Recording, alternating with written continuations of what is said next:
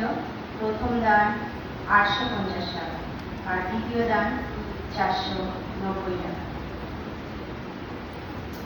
এছাড়াও আমরা জানি যে বাইরে থেকে যে পরীক্ষা হয় আর সেই পরীক্ষা হবে 20 সেপ্টেম্বর মাসের 20 তারিখ। আর পরীক্ষার সময় আছে 2টো থেকে, যারা পরীক্ষা দেবেন আপনারা ঠিক সময় মতো চলে আসবেন। আর এখানে আমরা জানি ঈশ্বর না চাইলে আমাদের সব কিছু দিয়েছে, আর ঈশ্বরের এক সন্তান যে তার সুন্দর ফসল হয়েছে, আর সেই ফসল থেকে সে কিছু অংশ এখানে ঈশ্বরের চরণতলে দান করেছেন। আর যিনি প্রার্থনা করবেন আমি বলবো সেই ফসলের উদ্দেশ্য, আর এছাড়াও আমরা যারা দিতে পারিনি আর বা আমরা যারা দেব প্রত্যেকের জন্য যেন সমস্ত চাষি বন্ধুদের জন্য যেন প্রার্থনা করেন। সবাইকে ধন্যবাদ। জয় যিশু।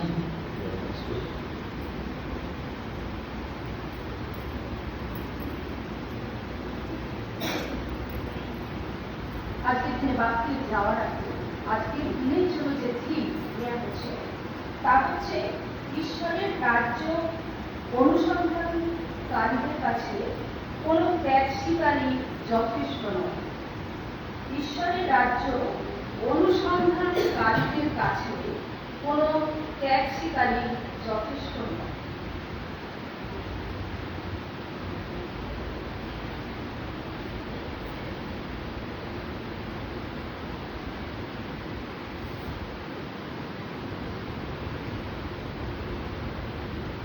বাক্যে যাওয়ার আগে আমরা প্রার্থনায় আসি।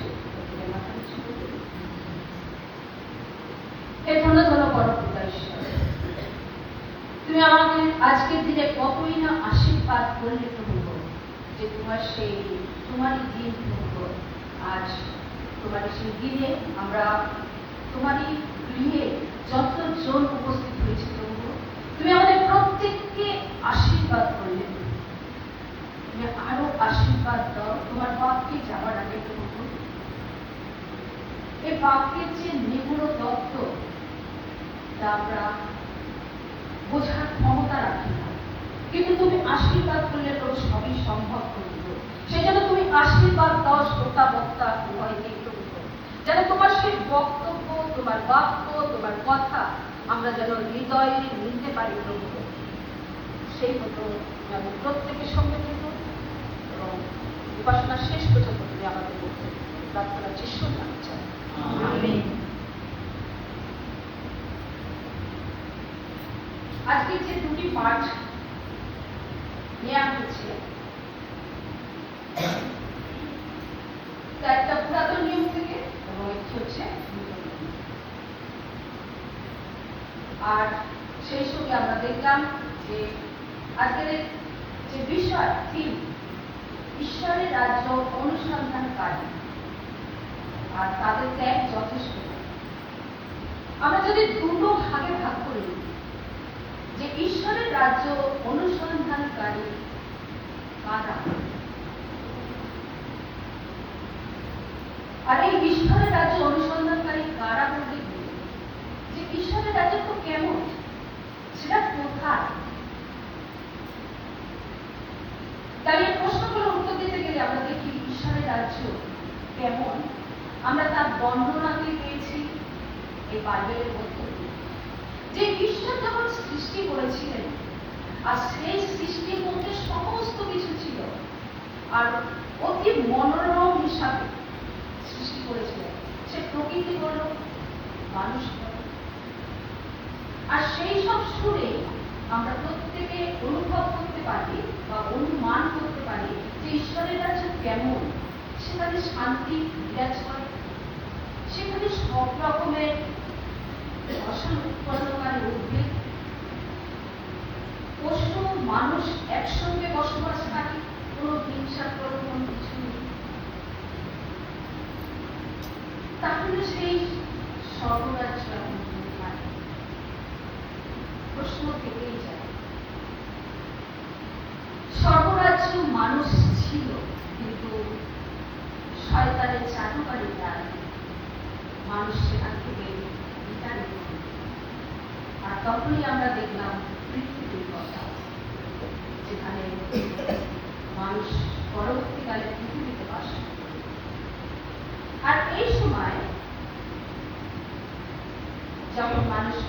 বাস করছিল, সেই স্বর্গের মহিমা তারা আর পেল না। এখানে পেল কি? সেই শয়তানের চাটুকারিতা, হিংসা, লোভ, ছলনা, আর তারপরে মানুষের যে বংশবৃদ্ধির মধ্য দিয়ে তারা অতি কষ্টের দিন কাটাতে শুরু করল। ঘটনার মধ্যে দিয়ে যায় যে যখন মিশরে সেই মানুষগুলো কষ্ট পাচ্ছিল, আর তখন তারা সেই আবার ঈশ্বরের ভজনা শুরু করল যে আমাদের যেন এখানে উদ্ধার হয়। আর সেই হিসাবে কাকে পাঠানো হলো? আমরা দেখি যে মসিহ পাঠিয়েছে। মসির নেতৃত্বে সেই জাতি আবার বেরিয়ে এসেছে। আমরা দেখি যে স্বর্গরাজ্য নিয়ে যাওয়ার জন্য যে প্রতিশ্রুতি আব্রাহামকে দিয়েছিল ঈশ্বর, ঈশ্বরকে তখন খুব ছিল সবাই। সেই মিশনে যারা বসবাস করে তারা প্রার্থনার মধ্যে দিয়ে খুঁজছিল, আর তাদের নেতৃত্ব দেওয়ার জন্য মসিহ পাঠানো হয়েছিল। আমরা এখন দেখি যে অনেকেই সেই ঈশ্বর খুঁজে বেড়াচ্ছে, যে ঈশ্বর কোথায়, আর ঈশ্বরকে পাওয়া গেলেই স্বর্গরাজ্যে যাওয়ার পথ পাওয়া যায়। আর সেই হিসাবে আমরা যদি দেখি অন্য ধর্মের মধ্যে যারা ঈশ্বরকে খুঁজতে গিয়ে সেই জলে জঙ্গলে পাহাড়ে পর্বতে সাধু সন্ন্যাসীরা ধ্যানের মধ্য দিয়ে তারা ঈশ্বর লাভ করছে। আর এই ঈশ্বর লাভ করতে গিয়ে তারা মোক্ষ লাভ করছে। কিন্তু আমাদের বাইরে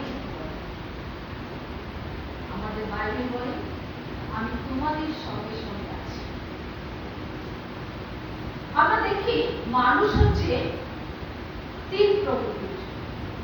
এক হচ্ছে মূঢ়, যে বোকা, সে বলে কি ঈশ্বর নাই, অর্থাৎ নাস্তিক। আরো দুটো আছে, সেটা হচ্ছে আস্তিক, এবং আরো আস্তিকের দুটো একটা ভাব যারা সুন্দরভাবে আছে, জীবনযাপন কাটাচ্ছে, পুরো তাদের অভাব অনটন নেই, তারা জানে ঈশ্বর আছে, কিন্তু এই আছে বলেই তারা জীবন কাটিয়ে দেয়। আর তৃতীয় শ্রেণী যারা আছে বলে তারা তাদের মন প্রাণ সেইভাবে তারা ঈশ্বরের রাজ্যের জন্য খুঁজতে থাকে যে ঈশ্বর যেন তাদেরকে সেই জাতির মতো উদ্ধার করে। এবার কি করে বুঝবো ঈশ্বর আছেন?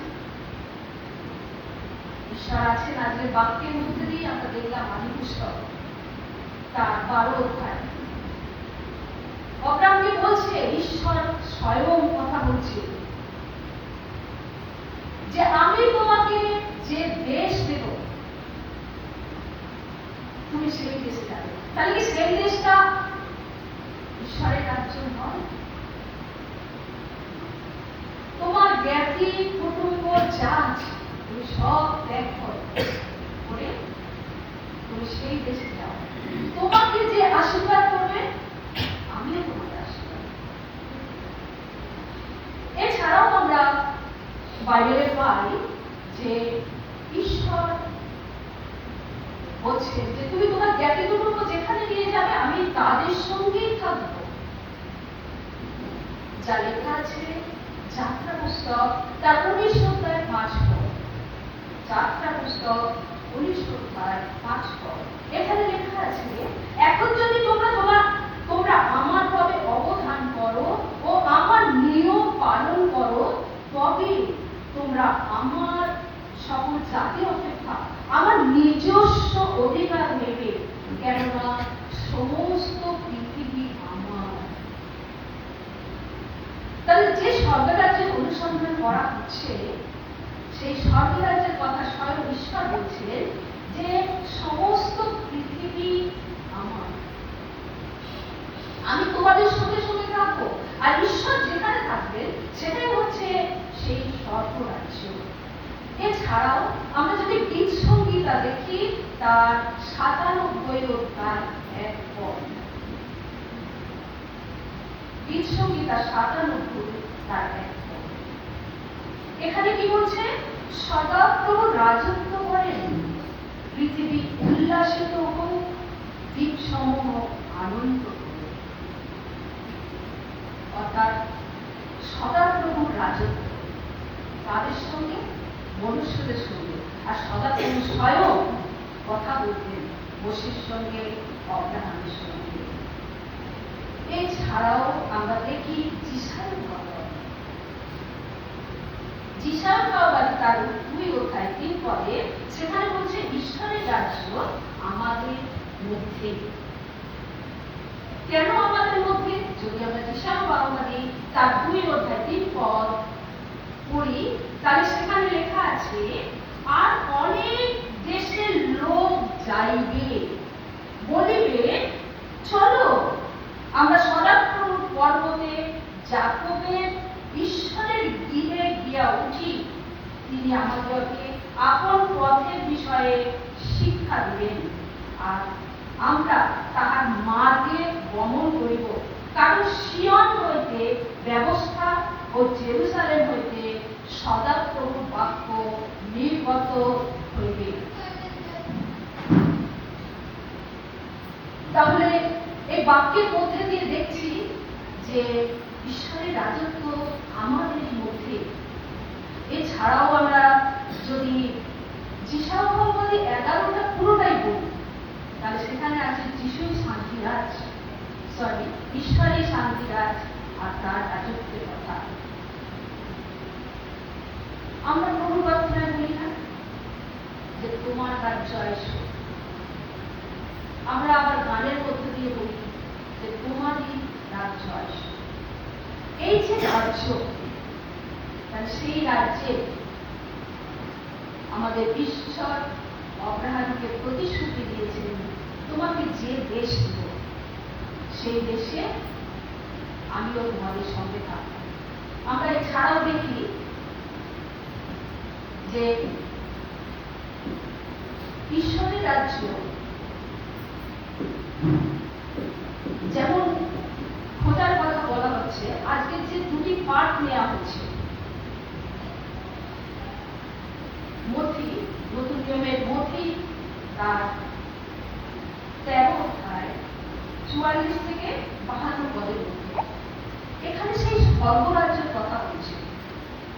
44 পদে এইভাবেই আছে, স্বর্গরাজ্য ক্ষেত্র মধ্যে গুপ্ত এমন ধনের তুল্য, যাহা দেখিতে পারিয়া এক ব্যক্তি গোপন করিয়া রাখিল, পরে আনন্দ হেতু গিয়া সর্বস্ব বিক্রয় করিয়া সেই ক্ষেত্র ক্রয় করিল।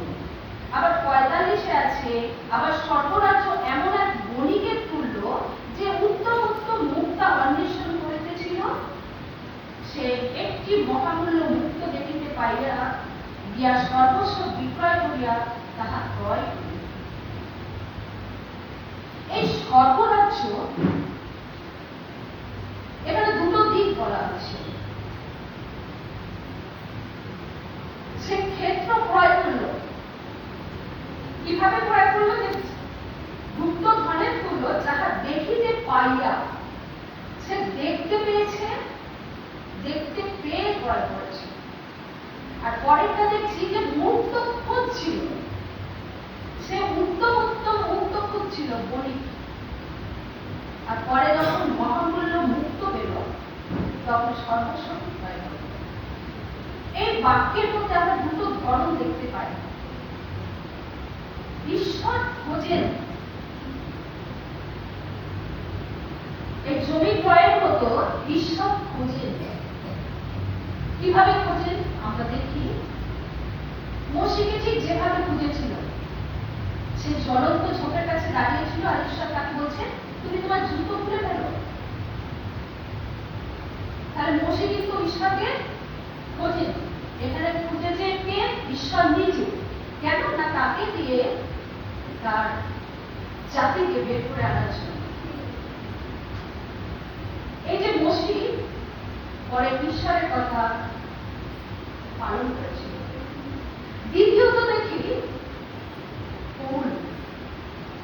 পৌল কিন্তু ঈশ্বরকে খোঁজেনি, সে জমির লোক ঈশ্বরকে খোঁজেনি, কিন্তু সে যখন ঈশ্বরকে পেয়ে গেল, পেয়ে যাওয়ার পর কি করলো?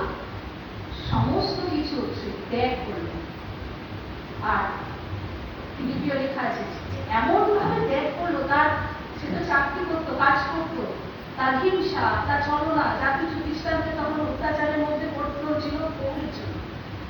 আর সে যখন ঈশ্বর তাকে খুঁজল, তাকে দিকে যখন দায়িত্ব দিল, সে তখন কিভাবে ত্যাগ করলো? সমস্ত কিছু মলপথ ত্যাগ করলো, দিয়ে সে ঈশ্বরের কাছে যাবে।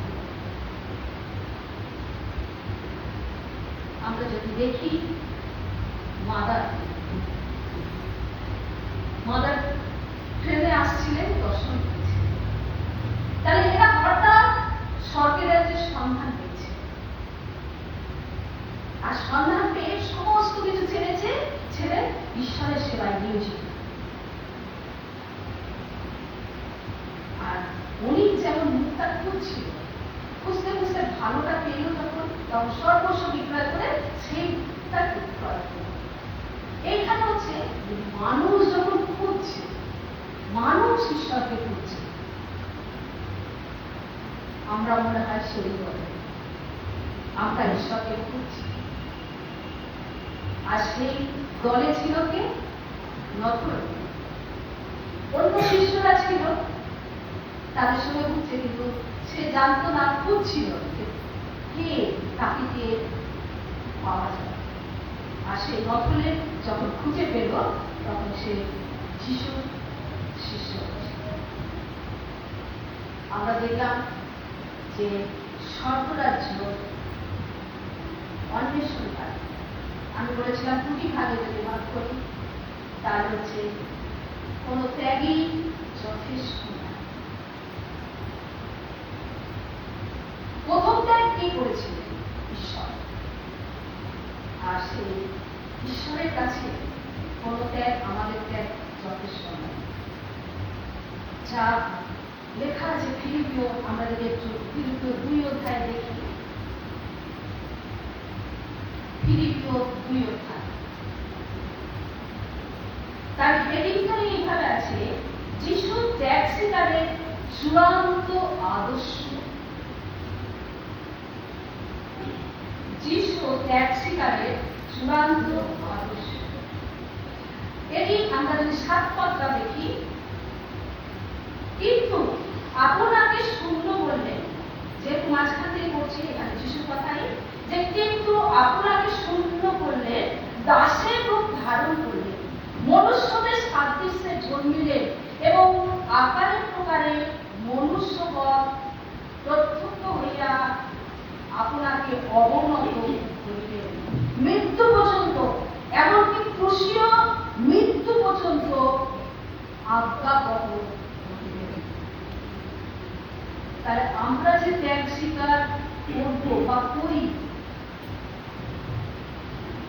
মনে হয় যিশু সেই ত্যাগ স্বীকারের কাছে আমাদের ত্যাগ স্বীকার যথেষ্ট।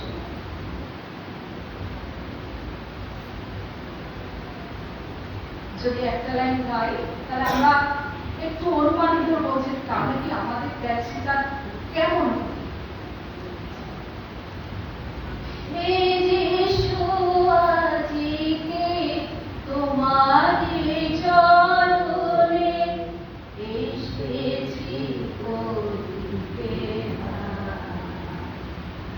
যা দিয়েছ তুমি এনেছি সকল, তনু মন জ্ঞান প্রাণ,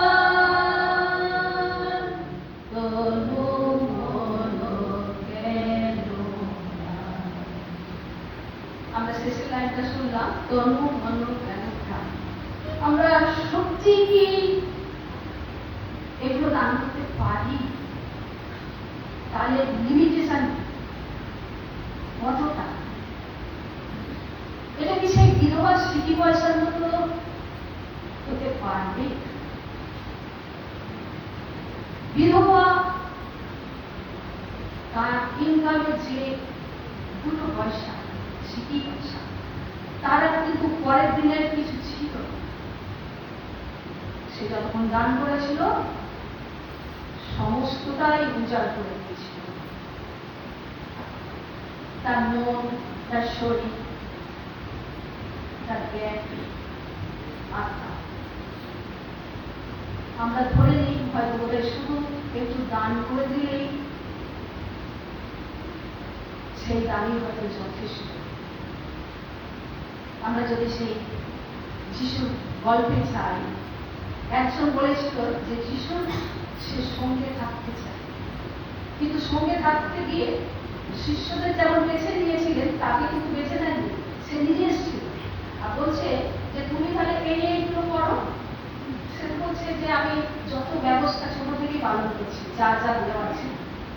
তাহলে ঠিক আছে, তুমি এক কাজ করো, তোমার যা আছে সর্বস্ব বিক্রয় করো, আমার সে কি এসেছিল? তাহলে তার ধন সম্পদে তাকে পাঠিয়েছে।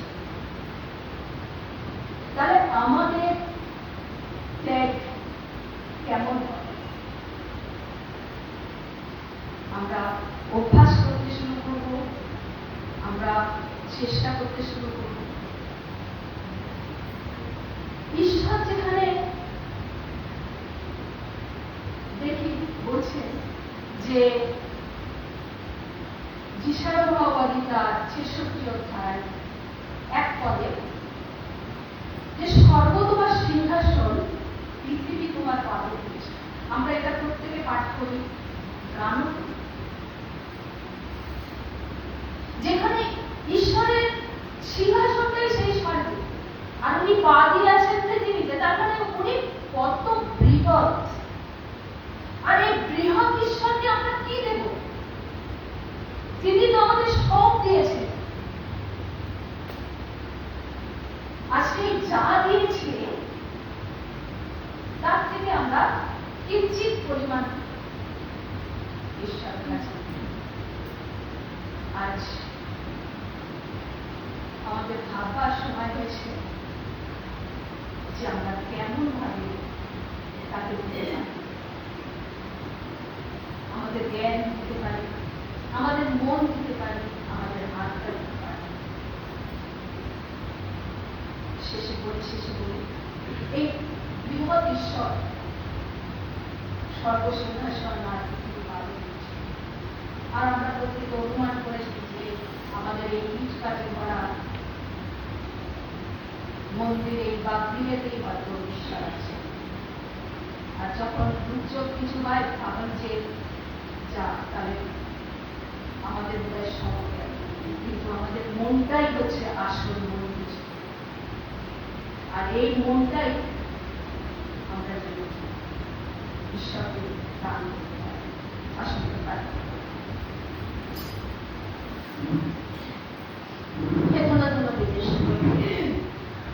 তুমি না আমাদের জন্য কত কিছু দিয়েছে প্রভু। আমরা কি খাবো, কি করবো, কি করবো, আমরা কিন্তু অহংকারে গর্বে ভাবি এগুলো আমাদেরই, এগুলো আমরাই বানিয়েছি, এগুলো আমাদের কষ্টার্জিত উপায়।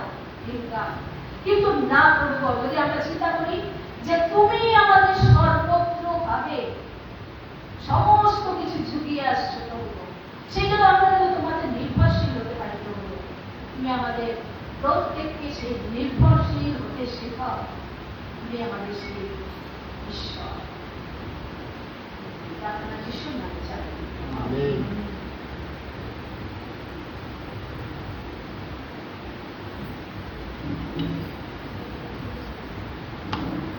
এই সময় আমরা বিনতি প্রার্থনায় আসবো।